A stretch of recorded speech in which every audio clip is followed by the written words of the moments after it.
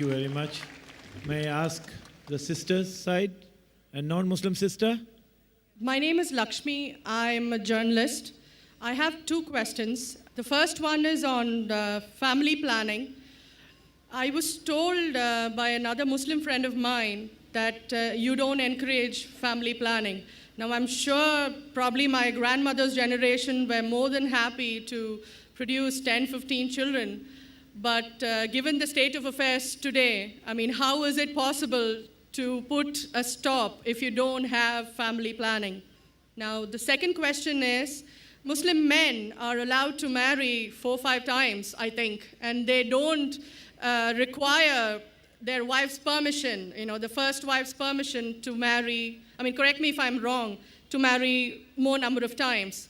So I actually don't see any logic in this because I believe it's one man, one woman. That's the institution of marriage. So please clarify. Thank you.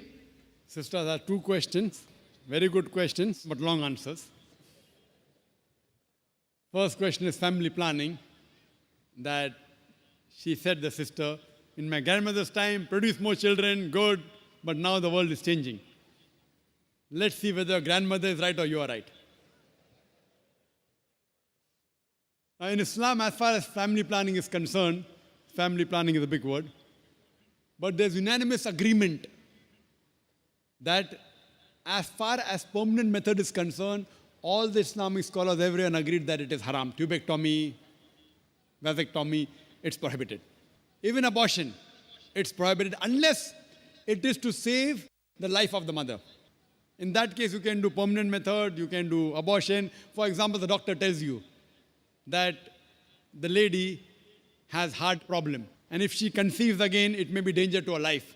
Or if she has multiple cesarean section, 3, 4, 5, one more child will be detrimental to health, then any method is permitted. So as far as permanent method is concerned, abortion is concerned, unanimous agreement, it is haram because Quran says in Surah Anam, chapter number 6, verse number 151, that kill not your children for want of sustenance. For it's Allah subhanahu wa ta'ala, Almighty God, who will give sustenance to you and your children. The message repeated in Surah Isra, chapter 17, verse number 31, kill not your children for want of sustenance, for it is Allah subhanahu wa ta'ala, Almighty God, who will give sustenance to you and your children. Now here we realize, based on this verse of the Quran, killing children is prohibited. Furthermore, as far as temporary method is concerned, I being a medical doctor, as far as contraception is concerned, the most common is the copper T. And we learned in the medical college that it's a contraception. But we realize it's not a contraception, it's a contra-implantation. The ovum and the sperm has already met, they form the zygote, but it is a very early abortion. It's called as a contraception. The right technical word is contra-implantation. And if you let your imagination a bit ahead, it is nothing but an early abortion, so this too is prohibited. The difference of opinion as far as temporary method is concerned, but our beloved Prophet Muhammad, one person approached the Prophet and said that he used to do uzl, that is coitus interruptus, breaking the act and preventing the fluid of the male to enter the female's body. The Prophet was silent. Now one group of scholars said because the Prophet was silent, he permitted. The other group of scholars said because he was silent, he prohibited. Difference of opinion, but let's get back to the main reason. So as far as copper T is concerned, that too is prohibited. OC pills, oral contraceptive, it changes the physiology of the body. Allah says in the Quran in Surah Rum, chapter number 30, verse number 30, do not change the physiology of the body. And I being a medical doctor, I know there are so many complications for that. Now, coming to the basic question, why should a person want to do family planning? Is the basic question. Let's treat the cause. We as medical doctors, we prefer killing the germs rather than symptomatic treatment. One thing is symptomatic treatment. The other is knowing the cause and killing the cause. Now, broadly, majorly, there can be 2 reasons why a person wants to do family planning. One can be because he's poor and poverty prevents him from looking after many children. The other reason may be he's rich, but having more children, more spacing, he can make them doctors, engineers, etc. Now coming to the first reason, that if a person is poor, Islam has the solution for poverty. Don't kill human beings. The solution is zakat. In Islam, one of the pillars of Islam is every rich Muslim who has a saving of more than the nisab level, more than 85 grams of gold, he or she should give 2.5% of that saving every lunar year in charity. If every rich human being gives a zakat, poverty will be eradicated from this world. There will not be a single human being who will die of hunger. So as far as poverty is there, the solution is zakat. It's not killing human beings. Now, second reason may be, I'm rich, I've got money, but I want to make my son a doctor. I want to make an engineer. So I give spacing. Less children, I can take care of them better. Sister, I am the fifth child of my parents. If my parents would have done family planning, I wouldn't have been here today. And do you know, sister, I am a medical doctor. You know, because today's society, the best profession they say is medical doctor, right? So am I a boon or a bane for society? Sister, fifth child of my parents. If my parents would have done family planning, I wouldn't have been here. But I gave up my profession of a doctor for a better profession that is spreading the truth. Allah says in the Quran, in Surah Fussilat, chapter 41, verse number 33, وَمَنْ أَحْسَنُ قَالًا مِمَّنْ دَعَا إِلَى اللَّهِ وَعَمِلَ صَالِحًا وَقَالَ إِنَّنِي مِنَ الْمُسْلِمِينَ. Who is better in speech than one who invites people to the Lord, to Almighty God, works righteousness and says, I am the one who submits my will to Almighty God. I chose to be a doctor because I thought it was the best profession. It is a good profession, I'm not against it. But I found a better profession. From a doctor of a body, I became a doctor of a soul. If I was a medical doctor, you wouldn't have found 10, 15,000 people here, right? You didn't come to hear a doctor of the body, you came to hear a doctor of a soul. So when I found a better profession, I changed from a doctor of a body to a doctor of a soul. So am I a boon or a bane for society?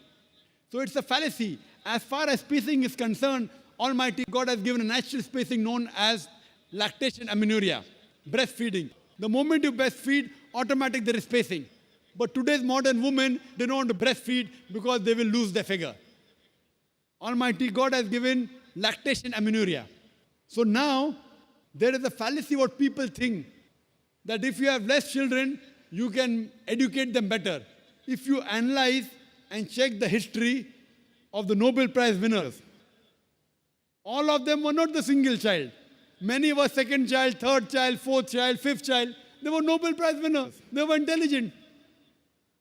So it is a misunderstanding. That's the reason the Quran in Surah Anam chapter 6 verse 151 and Surah Isra chapter 17 verse 31, it sounds similar.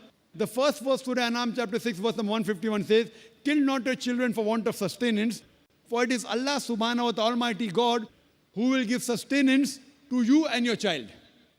This verse is referring to the poor people. That if they have one more child, even I will die and my children will die. The next verse of Surah Isra chapter 17 verse 31, the order is reversed. Kill not your children for want of sustenance, for it is Almighty God who will give sustenance to a child and you. Why is the order reversed? Second verse refers to the rich people. Don't worry, if he has more children, he will not die. He is worried about his children. So God says he will take care of your children as well as you. And now we realize, sister, that if you go to America, they encourage population. And the children wear a t-shirt, I am my father's tax saver. The more children you have, the less tax you pay. Same in Canada, same in Australia. In India, it's opposite. Hum do, hamare do. Ek ke baad abhi nahi, do ke baad kabhi nahi. It is a problem with Indian government. You know, China has the maximum population. India number 2. Do you know, sister, today, the 2 superpower in future, which countries are they? China and India. Why? Because of population. So grandmother is correct. The more population you have, the chances of the country to improve. China today is the country which is the maximum improving. And India is neck to neck fighting with China. So the difference of opinion, who will be superpower in the next 20 years? Some say India, some say China. Why? America has nowhere. Australia has nowhere. Canada has nowhere. So sister, population is a boon. It's not a bane. You should know how to utilize it. We don't know how to utilize it. What we have to tell the government, you change your laws to utilize the man force, to utilize the population. So our grandmother was correct that the more children you have, she will also be better. And there's the third category sister. They aren't poor. They aren't bothered about less children. I can take care of them better. What they say, who wants to take the headache of upbringing the children? I'm rich, no problem, money. I'm not bothered whether my son becomes a doctor or engineer, but who wants to take care of looking after the children? Third category. There are certain communities, even Gujaratis, they marry early.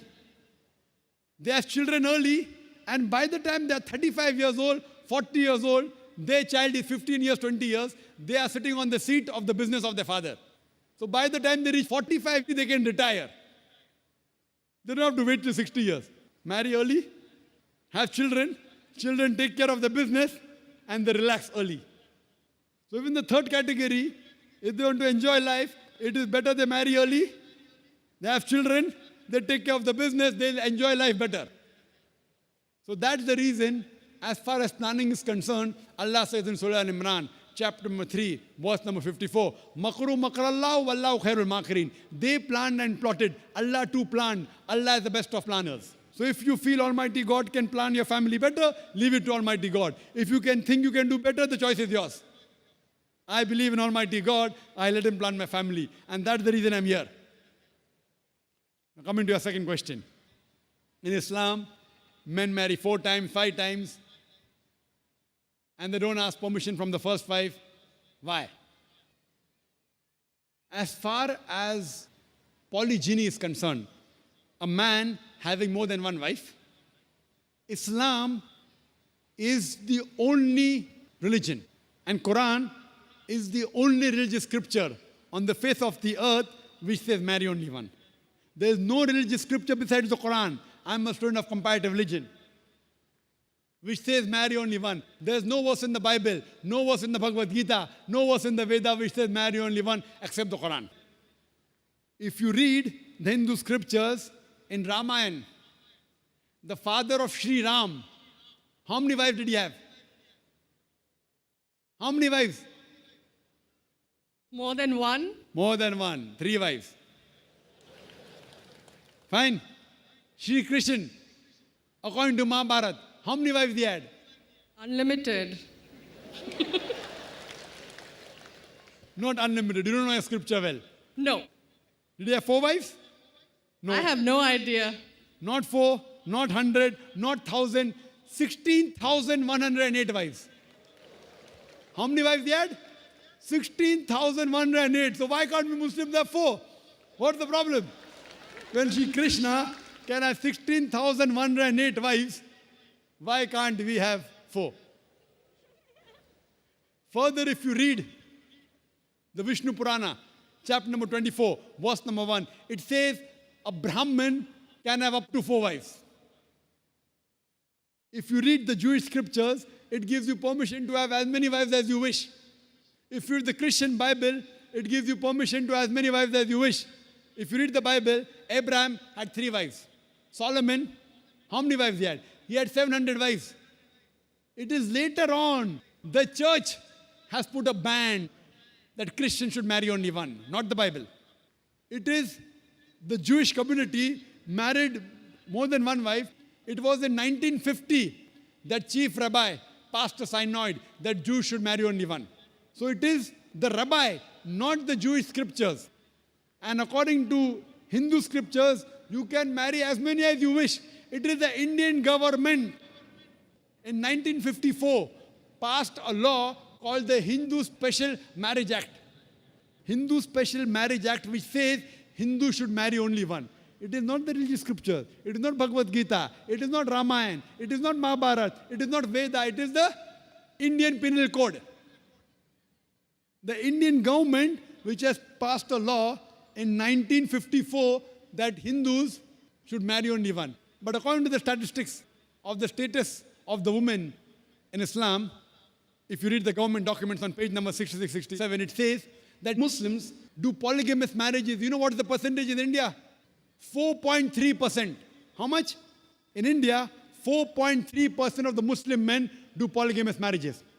A statistic between 1951 to 1961. Hindus, how many? 5.06.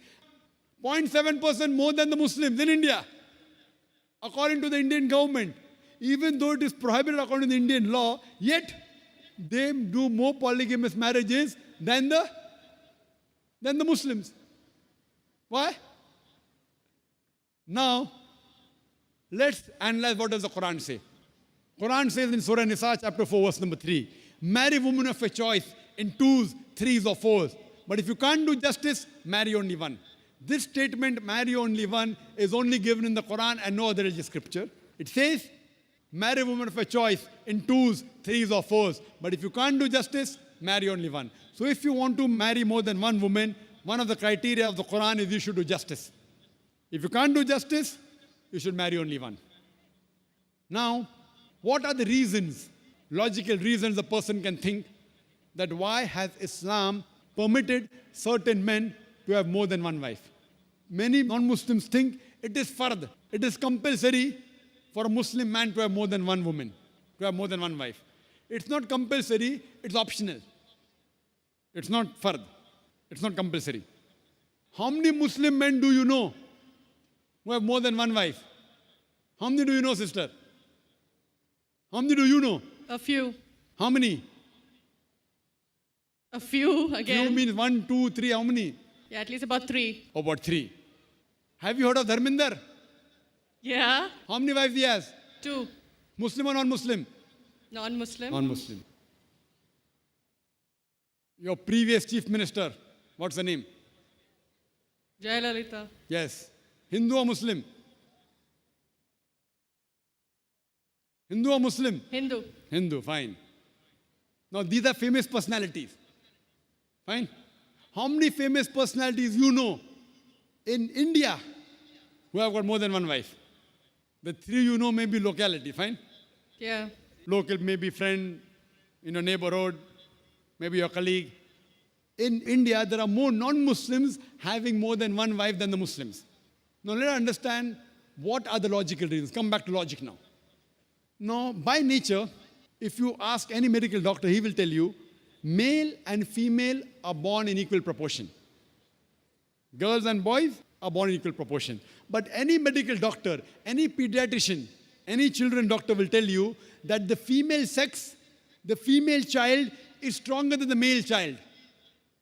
That's the reason there are more deaths in the male children as compared to female children. So in children's age itself, the female children are much more than the male children.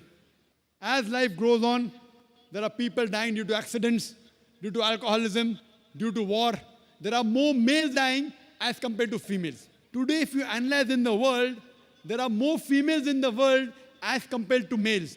There are few third world countries like India where the male population is more than the female population. And do you know why? The reason is because of female feticide and female infanticide. According to an article, a program which came on BBC by the name Let Her Die, the program was assignment. There was a British reporter by the name of Emily Buchanan. She comes to India and she says that every year in India, more than 1 million fetuses are being aborted after they identified that they're females. She says more than 3,000 every day. You multiply, more than 1 million every year.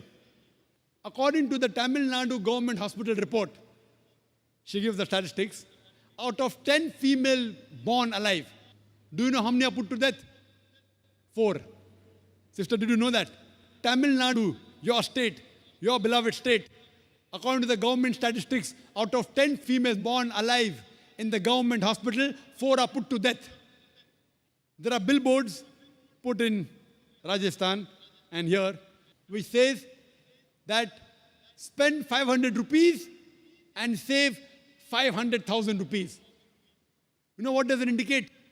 Spend 500 rupees, do ultrasonography, do amniocentesis, identify the child you're carrying is a female, abort her, and save 5 lakh rupees, 500,000 rupees. Maybe a couple of 100,000 upbringing her, and the remaining 100,000 in dowry. If you stop this evil practice in India, our beloved country, stop the female infanticide, stop the female feticide, even in India, the population of female will be more than the male population. If you see the rest of the world, if you see New York alone, there are 1 million females more than males. In USA alone, there are 7.8 million females more than males. In UK alone, there are 4 million females more than males. In Germany alone, there are 5 million females more than males. In Russia alone, there are 9 million females more than males. And God alone knows how many millions of females are more than males throughout the world. Suppose I agree with your philosophy, sister, you said, one man, one woman. If I agree with you, sister, with your philosophy, one man, one woman. And suppose my sister happens to be in America, or your sister happens to live in America. And suppose the market is saturated. One man, one woman, saturated. Yet there will be 7.8 million females who will not find life partners. One man, one woman.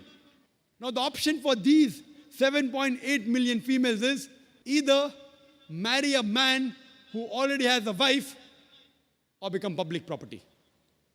You say, Dr. Zakir Naik, public property, such a harsh word. Sister, it is the most sophisticated word I can use. I cannot use a more sophisticated word than public property. According to the studies of America, do you know, on an average, a man, before he settles down with a wife, he has 8 different sexual partners. Do you know that? On average, 8. Some may have 1, some may have 10, some may have 28 sexual partners before he settles down with one. So the only option remaining, so if my sister happens to live in America, or if your sister happens to live in America, and the option is given to her, and suppose the market is saturated, every man has found a woman for himself. And unfortunately, if my sister, or if your sister happens to be one of the women who has not found a life partner, the only option for them is either marry a man who already has a wife or become public property. Any modest woman would opt for the first. Sister, what would you opt for your sister? Marrying a man who already has a wife or become public property? My sister's too young to be married, so When she grows up and if she happens to go to America, or if you happen to be in America, third choice. what would you prefer for her? You're the elder sister. Would you prefer her becoming public property or marry a man who already has a wife and get equal rights? In Islam, if you have a second wife, you give equal rights. In America, the public property has got no rights. She's degraded. She's dishonored. In Islam, she has an equal right. She gets honor. What would you prefer for younger sister when she grows up? Sometimes it's difficult to speak the truth, sister, correct? Especially in front of such a large audience. Anyway, I've got your answer, sister. Thank you. And your silence speaks for that. So that's the reason in Islam, sister, men have been allowed to marry more than one wife is to protect the woman, not to degrade her. Regarding a question, is it compulsory that the husband should take the permission of the wife? It's not compulsory because if she wants to protect, if that man wants to protect another woman, a normal woman, I agree with you, sister, no woman under normal circumstances would like to share the husband. You have to agree. This is human nature. But if the woman is a good Muslimah, is a good Muslim woman, what she says, let a small loss take place to prevent a big loss. She will say, I know sharing my husband is a loss for me, but I would prefer letting a small loss take place for me to prevent my sister becoming public property. She's a good human being. So she would surely give permission to the husband to marry a second woman, if she's a good Muslim woman. But taking permission is not fard, it is preferable. But at least informing is a requirement so that he does justice between the two wives. Hope that answers the question, sister. Thank you. The time is running out. We can take probably 1 or 2 questions more only. So, brother on to my left in the front mic. Yes, brother, your name and your profession, please. Hey, I am Appavu. My profession, I am a postgraduate teacher. My first question, you call me as a brother, then what is the difference between the brother and Muslim brother? Second one, I saw that in the exhibition, there is the musical instrument put into marriage. We are not supposed to use the musical instrument. My brothers are not supposed to use the musical instrument, means some of the instruments make the mind calm and brings the alpha level. That is Qadr Ibrahim, Malaysia, he said that. So if it is the correct reason, I want the correct reason. That's two questions. The first question is that you call me brother, so what's the difference between me and the Muslim? There are two types of brother in Islam. One is brother in humanity, one is brother in faith. Now, all the human beings, whether Muslim or non-Muslim, he is my brother in humanity because we have common grandparents, Adam and Eve. Correct? Now, a Muslim is my brother in faith. So if you accept Islam, if you submit your will to God, from brother of humanity, I will call you brother in faith. So today if you say, fine, I want to submit my will to God, I want to get peace. So from brother, I will call you brother in faith. The two types of brothers, brother in humanity, brother in faith. Coming to your second question. In the exhibition, you saw a cross on the musical instruments. Some musical instruments being serenity, calmness to the mind, according to some Malaysian you quoted. So why is it prohibited? There are various hadith of beloved Prophet Muhammad who has prohibited musical instruments. He did permit duff, one-sided open drum, during weddings, during Eid, etc. But as far as all the other instruments are concerned, he prohibited. The reason is because these musical instruments, they take you away from Almighty God. And you see this today. The musical instruments, the string instruments, the flute, you have rock shows going on and people get frenzy, they take out their clothes and they dance. You hear the film song, film song. It has music. It is meaningless. Ek, do, teen. What ek, do, teen? Ek, do, teen, char, panch, chhe, saat, aath. And we keep on repeating. What do you keep on repeating? And then we hear the song, the hero telling the heroine, मैं तुम्हारे लिए चांद तोड़ के लेके आऊंगा, मैं तुम्हारे लिए सितारे तोड़ के लेके आऊंगा. I'll get the moon for you, I will get the stars for you. We know it is illogical. Can a lover get the star for the girl? Can he? No. But yet we recite. Why? Music. So with music you go in the trance and you don't realize what you're saying and you keep on repeating it. So it takes you away from the truth. Takes you away from Almighty God. That's the reason in Islam, our beloved Prophet, peace be upon him, to prevent you from getting intoxicated. It may have some good points also, but the loss is more.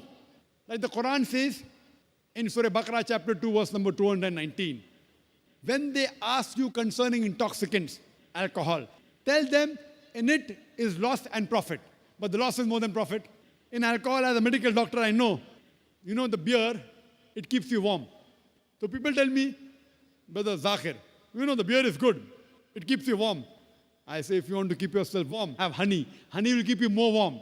But the honey doesn't have the kick which the beer gives you. So it's more for the kick rather than the warmth. But there are good points, but the loss is more. Similarly with music, it's more of a loss. And that's the reason today we find with the musical instrument, the songs and all, we find people are deviating away from the true message of Almighty God. That's the reason a beloved Prophet has prohibited musical instruments. Hope that answers the question. Flute, particularly flute, will they listen the flute or not? That is my question. Say, I'm not asking about the drums and all. So you tell that your brother that also brothers who know that is Quran, brothers who doesn't know Quran. That is also mentioned the same thing. No, why don't you call like that? You're talking about brothers in faith and brothers in humanity. Yes, I couldn't follow. Two answers, both the Yes. questions they commented. One is on, you're talking about flute. So flute comes in that only. Yes. Whether it be anyone, it intoxicates. So many of the Hindi film songs have got flutes. Flutes. Many of the Hindi film songs, and even maybe Tamilian film song or Malayalam, I don't know, they have got flute also. It intoxicates a person, and it's also mentioned Bhagavad Gita. Bhagavad Gita, Shri Krishna used the flute. Yes.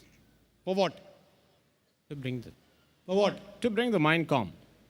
He used to go on the bank, river bank, Yes. and play the flute and do what? Yes, we're doing the dancing with the Gopistri. Gopis ring, correct. So we don't believe in doing that. We believe, we respect the woman. When we see a woman, we lower the gaze. If she's not your sister, if she's not your mother, if she's not your wife, when you see a woman, the Quran says in Surah Nur, chapter 24, verse number 30, that the man should lower his gaze. The woman should lower the gaze. We don't believe in, Gopi Sri, whatever we said. So all these things takes a person away from the truth. That's the reason, whether it be flute, whether it be guitar, whether it be the other instrument, it's prohibited.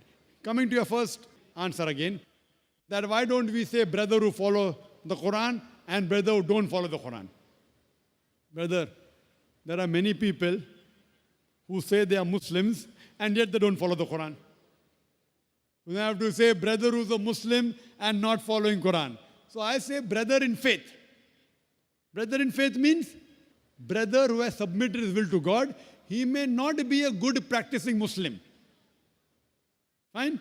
So brother in humanity means you are a human being. I'll call you brother.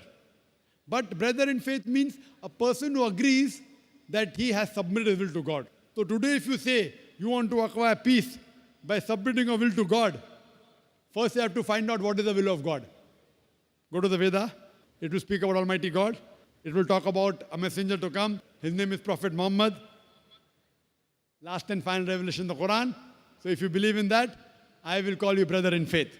So brother in faith is more closer to me than brother in humanity, but both are brothers to me. Hope that answers the question. Okay, thank you, sir. Yes, can we take a question on to my left, the back? Yeah, I am Vikram. I am an auditor by profession. This is a question of my friend. The question is, what is the reason behind slaughtering the animals in Bakrid? Does this really satisfy Allah? Does this have any scientific reason as other rituals have in Islam, like fasting? Well, I ask a question that what is the reason? What is the logic behind slaughtering the animal during Bakrid? Does it satisfy Allah? Does it have scientific reason like the other Islamic rituals have got scientific reasons like fasting, etc.? Brother, Allah says in Surah Hajj, chapter number 22, the blood and the meat does not go to Allah subhanahu wa ta'ala. He does not require blood and meat. It is your piety, it is the taqwa which reaches him. So we slaughter the animal not because the blood and meat should go to Allah. That's in most of the other religions. In the other religions, you slaughter the goat for the God. And you leave it on the idol. Maybe somebody else will come and eat it, the priest or someone. But you leave it to the idol for God. Quran says in Surah Anam, chapter 6, verse number 14, Allah subhanahu wa ta'ala, He feeds everyone, but does not require to be fed. So when we slaughter the animal, we don't do it so that the meat and the blood go to Allah. The logic is, it is in remembrance of the incidents of Prophet Abraham, peace be upon him. When Almighty God asked Prophet Abraham, peace be upon him, that who do you love the most in this world after Almighty God? So he says, my son. So Almighty God asked him, that will you sacrifice the most beloved thing which you like for me? And Prophet Abraham, peace be upon him, he listens to this commandment. And his son tells his father, Ishmael, peace be upon him, that, Father, blindfold your eye, so that though you love me, you should not see me. Maybe your hand would not execute what your God wants. So in this way, the incident continues. And when he's about to slaughter his son, there is a replacement by a sheep, by a goat. In remembrance to that, we commemorate the Bakrid. Now, when we slaughter the animal, it is a remembrance to the world that Almighty God does not require human sacrifice. He was testing Prophet Abraham. Not that Almighty God did not know whether Prophet Abraham will pass in the test or not. He knew it very well, that this prophet of mine, he will pass the test. It is reminding everyone that human sacrifice is prohibited. Even today, especially in this country of ours, India, every day, human beings are being sacrificed in the name of God, which is prohibited. Here we are being reminded, Almighty God does not require human sacrifice. Furthermore, when we slaughter the animal, we do not believe that the meat and the blood go to Almighty God. When we slaughter the animal, we have to give minimum 1/3 to the poor people. Other 1/3, we give to relatives and friends. Maximum you can keep is 1/3. So here again, we are sharing. If you want, you can give everything to the poor people also. But minimum 1/3 you have to give. 1/3 to your relatives and friends, 1/3 you can eat. It is helping the poor people, feeding the poor people. So here we are being reminded that human sacrifice is prohibited, and we are being reminded that Almighty God does not require blood or the flesh of any animal. At the same time, we are helping our poor people to feed them and increase the brotherhood. Hope that answers the question. Yes, we will take one more last question. From the sister's side, if there are non-Muslim sisters, we will take the question. Otherwise, we have a lot of non-Muslim brothers here. There Is is it- one question from a non-Muslim. She was my neighbor once, and she was always asking this. Go ahead, sister. Okay. Assalamu alaikum. My name is Husna. I'm a homemaker. My question is, that is, my neighbor's question is, every Muslim follow Quran in the whole world. Why then too many Jamaat? The non-Muslim neighbor always asks me, she says, then why do you say one Allah? Because so many Jamaat is telling that covering head during the namaz is not required, and shaking the first finger and whatever. Sisters asked a question that one of her neighbors asked, that if all Muslims believe in one Quran, they believe in the same book, then why are there so many sects, so many Jamaat? The reply is given in the Quran in Surah Al-Imran, chapter number 3, verse number 103. وَاتَصِمُوا بِحَبْلِ اللَّهِ جَمِيعًا وَلَا تَفَرَّقُوا. Hold to the rope of Allah strongly and be not divided. The rope of Allah, it is a glorious Quran.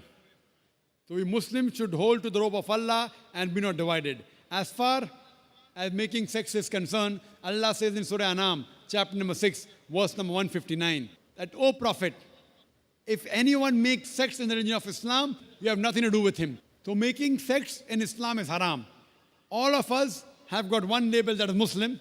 That's the reason in my talk in Surah Imran chapter 3 verse number 64 I said, Ta'ala wila qalmitum sawa'in bayna bainakum alla na'budu illallah wa la nushrika bihi shay'un wa la yattakhiza ba'duna ba'dan arbaban min dunillah fa in tawallaw faqulu shahadu bi anna muslimun. That we bear witness that we are Muslims. We don't believe in making sects. There's no sects in Islam, but unfortunately the people have diverted from Quran and Sunnah and they make sects. In Islam, there is no sects in Islam. For more details, you can refer to my talk I gave in the last peace conference during the last day, Unity in the Muslim Ummah, which will throw light more on this topic. Hope that answers the question. We can take one more last question from a non-Muslim brother.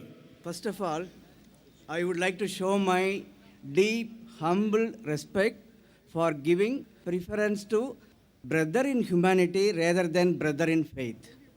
That is my simple, humble, sincere respect for giving preference. I like it very much. My questions are, one world is true. Everybody agrees here. One God, I think the world is slowly accepting.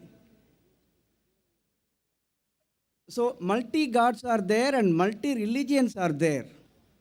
I believe God surely likes to prove that back again. Like in the past we had one God, one earth, one religion. Now we have come to one earth, many God, many religion. Now God wants to put us back to the same point where we have one God, one earth, one religion. How you think it will be established by God or by human beings? Then my second question is, between vegetarian and non-vegetarian, say which is supreme?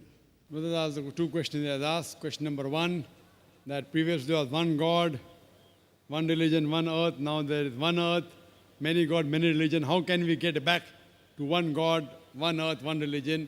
It is by having more such peace exhibitions, having more such functions, having more such talks, concept of God in major world religions.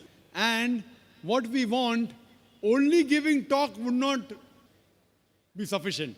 After giving the talk, the people should implement it. So my request to you would be that you should implement this, that there is one God, there is one religion, that one God is not begotten, he has got no images, that one religion is to submit your will to Almighty God and accept this religion. So if you accept this religion of submitting your will to God, if you accept in this one God who has got no images, who is not begotten, who is absolute, then we'll be one. Otherwise, only giving talk would not be sufficient.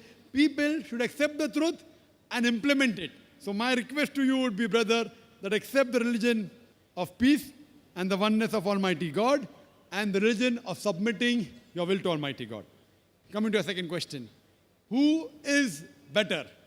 A person who is a vegetarian or a person who is a non-vegetarian?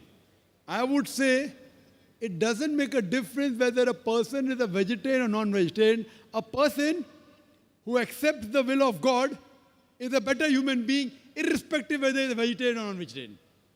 It is not compulsory in Islam that a person should be a non-vegetarian. In my talk of a debate, I've told a person can even be a good Muslim by being a pure vegetarian. Having non-veg in Islam is not compulsory, but why a person should have non-veg, I've given a talk on that.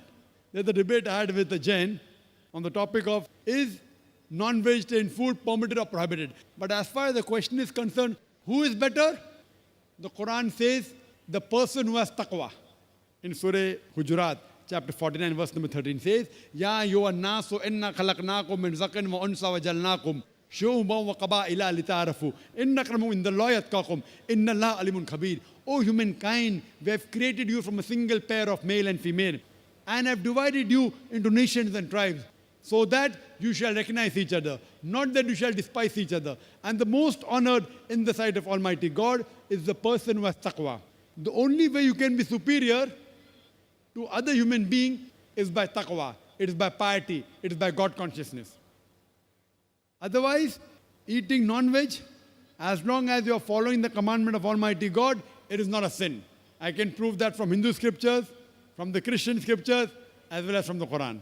The main thing is, who is better is the person who has taqwa, who has piety, who has God consciousness. Hope that answers the question. Wa akhiru da'wana alhamdulillahi rabbil alameen. Thank you very much. You've been a lovely audience, Chennai. Thank you very much. And may Allah Ta'ala reward all of us for the hard work.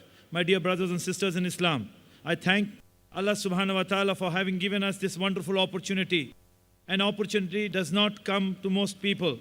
And who can deny the fact that each and every person who has visited this exhibition has benefited in some form or the other. And also tens of thousands of others who have heard this lecture live. I thank you once again, Chennai, and thank you, brothers and sisters, for being a wonderful audience. Jazakallah khair. Assalamu alaikum wa rahmatullahi wa barakatuh.